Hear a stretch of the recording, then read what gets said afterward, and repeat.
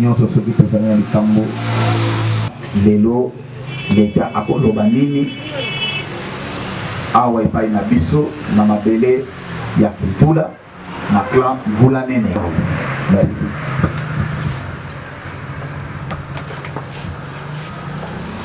Nakanisi toye kati na aussi que parce que tozalaki saisi na dossier moko na tribunal bakataki jugement, il fallait que exécuter yango. Alors d'abord tobandaka na lecture ya jugement yango toye kati na aussi d'abord et tosala nano lecture ya jugement et le reste exécution wana ekolanda sima aka kuna na siège esengaki koya kosala lecture à l'intention de tout le monde. Dossier moko kuna sous RCD 682 où ezalaki kosopose comme demandeur Bula où ezalaki kosatendre ti na dibulo contre Madame Chantal Ngundu oyo azalaki membre ya clan Tsao Kalunga. Dossier likaki kuna na siège. Après avoir Kosamba, le tribunal a kataki décision na date il y a le 28 décembre 2022. Jugement va signifier que comme doctrine des Alaka, il va signifier na la concernée na défait à Kasangulu, a signifié jugement na date il y a le 2 février. Vous là qui va délai à recours et les cas après 15 jours. Tout le monde a dit réaction de mon côté. Yango, M. Bernard a dit Panabiso, tout ça qui est certificat de non-opposition. Et là qui en date, il y a. Excusez-moi. Et là qui en date, il y a 7 mars 2023, avec un certificat de non-opposition numéro 001/2023. Après, ake na kikonka na TGI kuna ake kozwa certificat de non-appel la date il y a le 20 mars 2023 certificat numéro 004/2023 où ils allaient signé par le greffier divisionnaire et après ake kozwa certificat de non-dépôt d'une requête en défense exécutoire avec le même jour le 20 d'abord là lecture le jugement après les exécutions tout sous voilà tout ça là pour ça la programme du 1er 10 2022 le demandeur a atteint par devant le tribunal des séants la défenderesse Chantal Ngundu afin de l'attendre confirmer ses droits fonciers ainsi que des siens sur la terre de Diboulou du clan Mvula Nene, ordonner le déguerpissement de l'assigné ainsi que de toute personne qui s'y trouverait de son fait, la condamner à lui payer des effets coutumiers dont une boîte de noix de cola, 6 chèvres à poil et 6 damjans de vin de palme à titre de dommages et intérêts, la condamner enfin aux frais d'instance. À l'audience publique du 19 octobre 2022, à laquelle la cause fut appelée, plaidée et prise en délibéré, le demandeur comparit, représenté par son conseil, Maître Konde Waboma, avocat au barreau près le cours d'appel de Kinshasa Matete et Kinshasa Gombe, tandis que la défenderesse ne comparit pas ni personne pour son compte. Que sur espoir régulier à l'égard de cette dernière et sur comparaison volontaire à l'égard du demandeur, le tribunal s'est déclaré régulièrement saisi. Ainsi, conformément à l'article 12 alinéa 2 du Code de procédure civile, les défauts furent retenus à charge de la défenderesse. La procédure a été déclarée régulière par le tribunal. Entendu que quant au fait de la cause, le demandeur, par l'entremise de son conseil, allègue qu'il est actuellement le seul chef coutumier du clan Mvula Nene des terres de Kimvula, à cheval entre la ville-province de Kinshasa et la province du Congo central, et il est en même temps chef de groupement.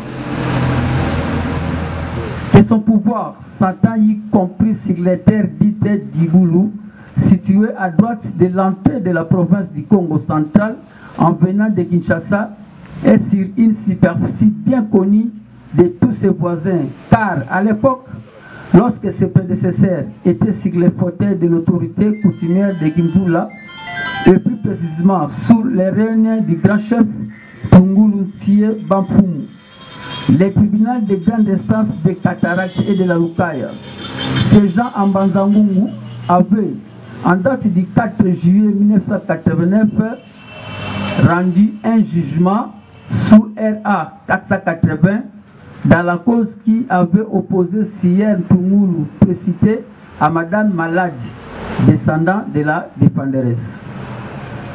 Que le tribunal, en ce qui concerne les droits coutumiers sur les terres de Kimvula, avait disposé en ces termes. Statuant à nouveau et faisant ce qu'aurait dû faire le premier juge, dit pour droit que les terres de Kimvula relèvent du droit de jouissance coutumier du clan Mvulanene représenté par l'appelant Tungulu Ntie Bamfumu, déclare néanmoins que les droits fonciers acquis par les non-membres du clan précité, notamment ceux des membres du clan Tsaou Kalunga, demeura pour autant qu'il n'empiète pas sur des ayants droit coutumiers. Massamba, dont la défenderesse se réclame être descendante, n'avait jamais eu un ancêtre qui aurait été enterré dans les terres de Gboulou, actuellement convoité par elle, en y concédant sans titre ni droit de jouissance des tiers, même se référer à lui de quelque manière que ce soit. Que certains des terres à qui la défenderesse a cédé des portions de dites terres explorent qu'en vertu de l'article 10 alinéa 1 à 3 de la loi numéro 15/0015 du 25 août 2015 portant statut de chef coutumier, les demandeurs à l'essai devaient être troublés d'aucune manière. Que c'est ainsi par cette action, soutient les demandeurs, il attend du tribunal de Séyan la confirmation des droits fonciers de son clan Mvulanene tels qu'ils sont confirmés dans le jugement sous RP 480 précité. Dictéa la parole pour son avis. L'officier du ministère public, représenté par M. Tchango Boutandu, a sollicité du tribunal de dire recevable et fonctionnaire du clan Mvulanene des terres de Kimvula et en même temps chef de groupement. Les terres objets du litige, c'est-à-dire celles dites d'Iboulou, fin octobre 2022, tirées des éléments venant des déclarations du demandeur, ainsi que des pièces produites, ainsi qu'une carte de mérite démontrant la qualité de chef coutumier, les prétentions de chacune des parties et sentira une conviction. En produisant toutes ces prévoits des terres de Gboula, dont sont comprises celles dites d'Iboulou. Entendu que, sans déconsidérer l'importance des autres pièces ainsi que la valeur de l'État et de la Lukaya, a confirmé que les terres de Kimvula relèvent du droit de la jouissance coutumière du clan, ce qui justifie la qualité de chef coutumier et de l'ayant droit du demandeur sur les terres querellées. Il est tiré aussi du dit jugement une vérité selon laquelle les parties aussi, tout en reconnaissant l'appartenance des terres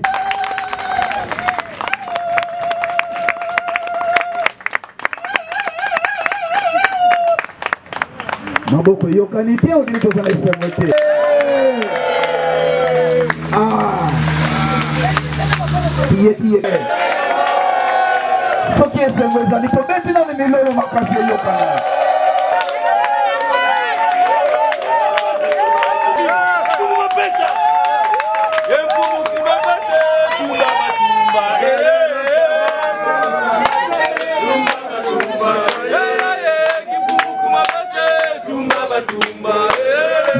kuna bina esemo yango kuna mase tumba batumba kuna mase tumba batumba kuna mase tumba batumba kuna mase tumba batumba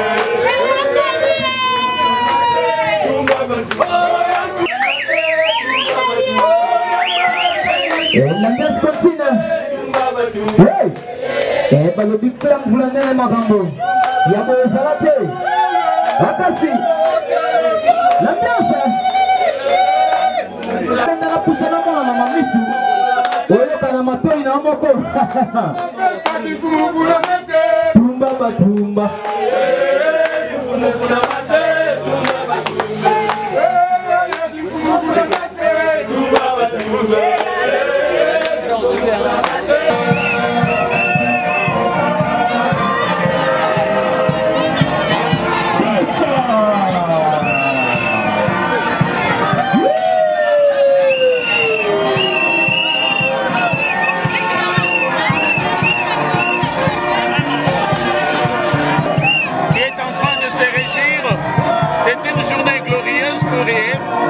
Parce que tout ce que vous savez comme situation, problème des terres ici à Liboulou, ils ont remporté la victoire et tout est tranché.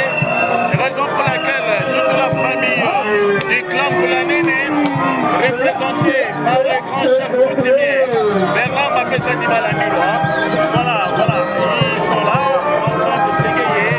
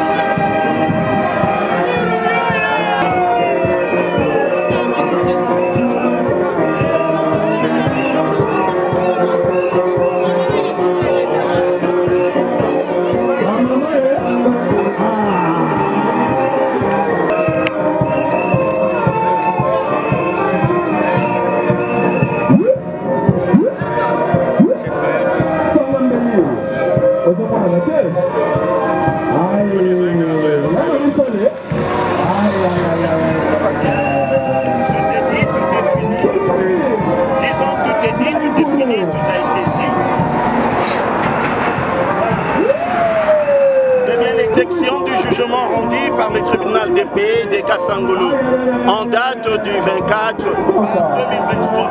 Voilà, tout est dit, tout est fini. Nous avons les grands chefs coutumiers.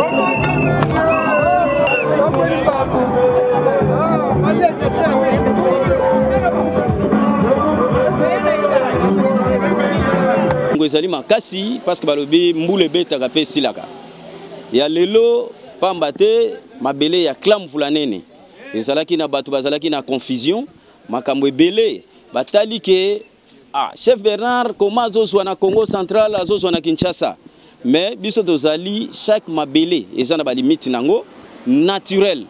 Ba limite naturel ezalaka ya mai. Ba koko na biso tango bazui mabele biso mutayaki kozwa mabele ezalaki mfumulukuba. Yende ancêtre na biso oya liboso akoma ayaka kozwa mabele. Biso doza ba descendance. Oyo tolandi na descendance ya mfumulukuba. Alors lelo bayo bazalaki na confusion parce que na époque biso ezalaki bato kosomba bazalaki bato pe ezalaki oyo babandaki kozwa bazalaki. Alors lelo ekomaki bakolo mabele bazali soki ozali mutu akosomba soki ozali mutu anini faut ozala na sima ya mutu wana kasi lelo oyo bazalaki ke baza na droite ni qualité bakomaki koleka liboso. C'est pourquoi tokendeki na maboko ya l'État. Tokena maboko ya l'État tolandi procédure normale et bandaki na ba descendant ba oncle na ngai oyo nga na succédé nde bango bazalaki liboso na ngai o ba bandaki nanu jugement oyo noko ntungulu nsi ya bamfumu yende mutabandaki jugement oyo asambaki na 1989 akende ko samba na cataracte na Mbanza Ngungu asambaki alongaki na RA 480 alongi esalaki déguerpissement ya isianda mamoni mukuti mfuta po bango nyonso na ba maladi bazalaki bato bazalaki ya kosomba bazalaki na droite ni qualité na kati mabele ya kimfula. Alors tango basambi bakati jugement to sala exécution te. C'est pourquoi ngai tango na ye nde na ke ko sala exécution ya jugement na komi na sengi na l'État bayebisinga kete pour na exécution basali étude ya jugement baye ko sala nanu lecture ya jugement ya RA 480 tango basali lecture ya jugement wana nde baye ko pesa ngai procès verbal ya remise de terre na ye ko zo procès verbal do l'État azongiselinga mabele nanga mais na senga ki l'État kete l'État ekoki te parce que nazui procès remise de terre mais soki na tindi bana bazo tungisa bango bazo beta bango bazo finga bango bazo funda bango alors ezali ekolukila biso mindondo. L'État atalaki alobi ke oui funda bato oyo batekela bato wana nde nakendeki kosala sous plainte pona mama Chantal Ngundu ye descendance ya mama maladi mama Isianda nde descendance ya Isianda. Alors tana fundi ye to sambi l'État apesinga toujours raison parce que batali jugement nanga RA 480 ils ont un certificat de non-pouvoir en cassation ya Cour suprême de justice. C'est pourquoi balandi batali réalité ils ont na kati ya justice nde bapesinga raison nanga na kati ya jugement. Tango na suis raison l'État lobby batala kananu tant bapesaka tant poto tala ya solo opposition ezate ou bien opposition ezali bapesaki tant il y a 1 mois parce que ça en matière civile to salaki 1 mois wana opposition ezate bayebisinga kete opposition ezate pendant 1 mois zwa sikoyo certificat de non opposition nakendeki nazui certificat de non opposition tangu nazui yango balobi kende na grande instance pour que okende kozwa certificat de non appel na longwaki na ke kikonka pona kozwa certificat de non appel nazwaki baye ko pesa ngali susu certificat de non dépôt il y a une requête quelconque donc na silisaki ba document nyonso procédure ya l'État na silisaki ndetina ya lelo toye awa pona kosala exécution na déguerpissement basali lecture d'abord nde ba kosala sikoyo mise en demeure pona kolongola oyo nyonso akota illégalement oyo clan Mvulanene ayebi ete nde tina ya munene sengo toza nango lelo yango wana parce que mabele ya kimvula e bandi na rivière Lufuma ekiti na Luuma keiti Mfuti rivière Mfuti de l'autre côté na kota Kinshasa toza na rivière Mfuti ekeiti na Mfuti esangani Luuma na Mfuti ekei toza na cartographie o esalami na IGC Institut géographique ya Congo o ya biso. Donc mutu ya kotia tembe akende na Institut géographique akomona cartographie. Preuve na biso ya cartographie ezali. Nyonso ba document nyonso en bonne et due forme o baye bakate keno mabele à l'époque tozalaki Congo central biso nyonso ekendeki ti Maluku ezalaki nyonso Congo central jugement tozalaki nango kaka RA 480 mais tango baye kotia limite elongwe parce que limite ezalaka Maluku elongwe ye ipene ye na Mbenseke elongwe rage baye kozongisa sawa batieli wana au revoir nde ekaboli mabele na biso en deux parties ekomi Kinshasa na Congo central parti ya Kinshasa tokendeki pe tosambi lisusu tolongi tozwi jugement RC 17567 nde toza nango ezana certificat et pardon ordonnance à classement définitif ya Cour suprême de justice. Donc les deux côtés toza nesika mutu akokota ta 1 cm na kati ya mabele na bisote parce que l'état yebi yango de A jusqu'à Z. C'est pourquoi mabele na biso boyoka keza deux parties et kabwani parce que limite administratif limite coutumière ezali intact mais limite administratif yango yego pesa moi décision ordre et kaboli mabele en deux parties. C'est pourquoi lelo ba rendre jugement tozui définition ya makamunionso nde yango toye l'état si problème pona kolongola mutu nyonso akota illégalement na kati ya mabele kolongwa wana dibulu tina mfuti parce que ba degersa mfuta isianda mamoni mukuti bango nyonso ba degersa bango na kati ya mabele ya kimvula na maladi masamba bango nyonso alors ko banda awa tina mfuti jugement ezali moko cartographie ezali moko donc mutu ako discuter azali te donc yango ko banda kuna na mfuti tia wa nyonso mutu moko te o azali ki akota illégalement biso te batu dochaye l'état aye déjà pona ko bimisa batu wana nyonso ba kende côté bango balingi bote papa le jugement ikatani papa na biso Bernard Fumu Bernard alongi a récupérer mabele na yo sengoni ozana nazana esengo makasi po batungisaka chef na biso makasi penza na mutu oyo toyebi te azwa mboko dibulu yango wana dongi lokola longi tozana esengo makasi penza na mokolo ya lelo tosepeli po mabele zongi ya ye eloko ya yote eloko nde ezali ya chef Bernard mapesa lelo jugement ba etiko kata ke chef Bernard a récupéré mabele ya mboka na ye pona yo sengoni ozana nazali na esengo makasi po papa tonyokwami awa bitumba nini po tolonga esika oyo bie mabele na biso lelo lokola tolongi mabele na biso toza na esengo kobana na mai epa bakoko na biso bakenda ti awa to récupérer mabele na biso toza na esengo makasi nzambe azala na biso azala pe na leta na biso po lokumu emata mokili na biso ekende liboso sengo makasi ndoko nanga nyokwa mina uti banda bandali na yeti awa na kimvula awa na dibulu na sengo makasi nzambe abatela ye tina suka abunda na ye ata bangunya ba ye bakoka te na sengo makasi ndenge tolongi ndenge tozima bele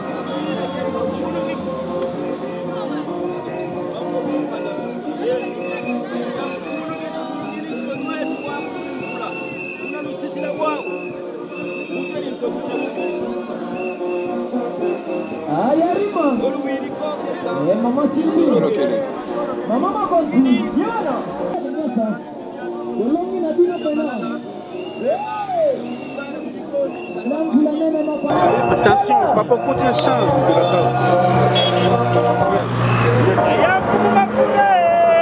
Tozane sengo makasi esengo meza makasi po na parti ya mabele oyo tonyokwami nango mingi lelo ndenge tomoni baye kotanga jugement bao nyonso balobi na biso donc tosepeli makasi tomoni ke bakoko na biso balingaka biso nzambe na biso pe atikaka biso te tozane sengo makasi tozosenga kaka vraiment merci na ndenge mabele na biso bana biso mamisuto bakomona ndire kenda libela mais chef Bernard mokonzo batia azana souci ya batu pe azana souci ya ba population za na kimia azongisi libiso mabele na biso akeko samba partout mabele na biso ezongi na yango tozama na esengo makasi tosepeli mingi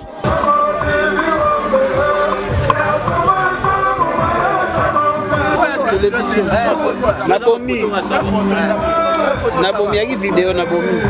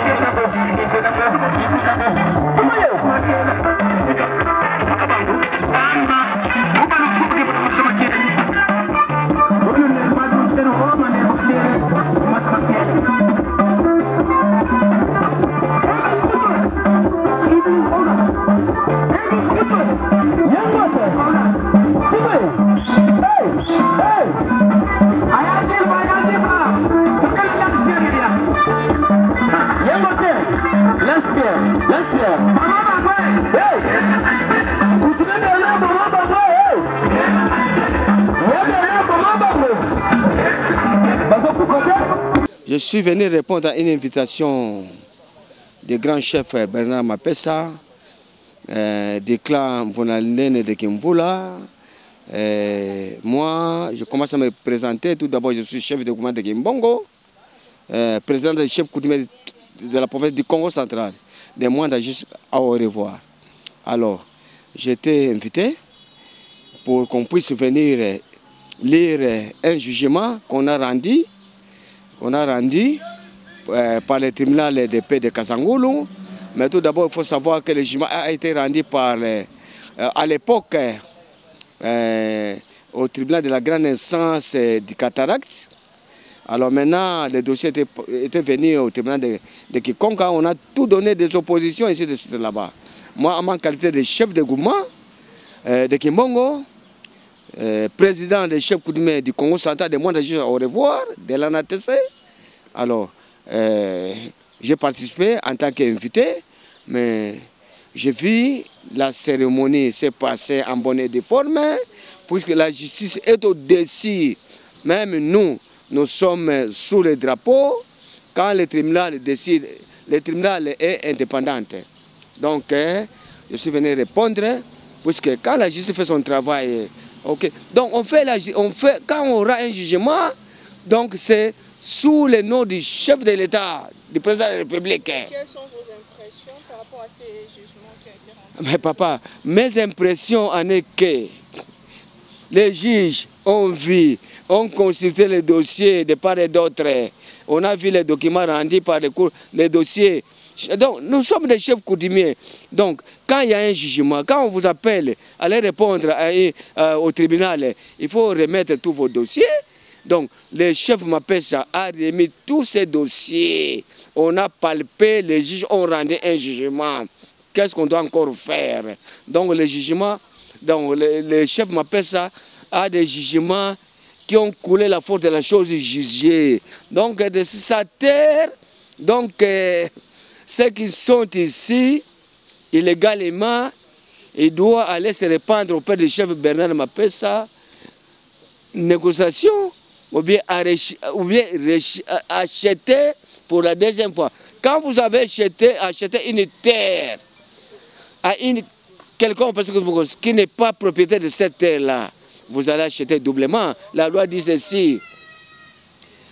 Si vous achetez une personne, une parcelle à quelqu'un qui n'est pas compétent, donc quand l'ayant droit vient, donc il faut acheter doublement.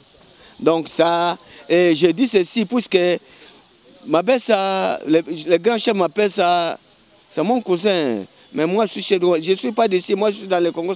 Et sa terre est en cheval avec Kinshasa et le Congo central. Donc là, on doit reconnaître, donc, comme il a récupéré le jugement, ce n'est pas lui, c'est les juges qui ont rendu un jugement. Il a récupéré sa terre.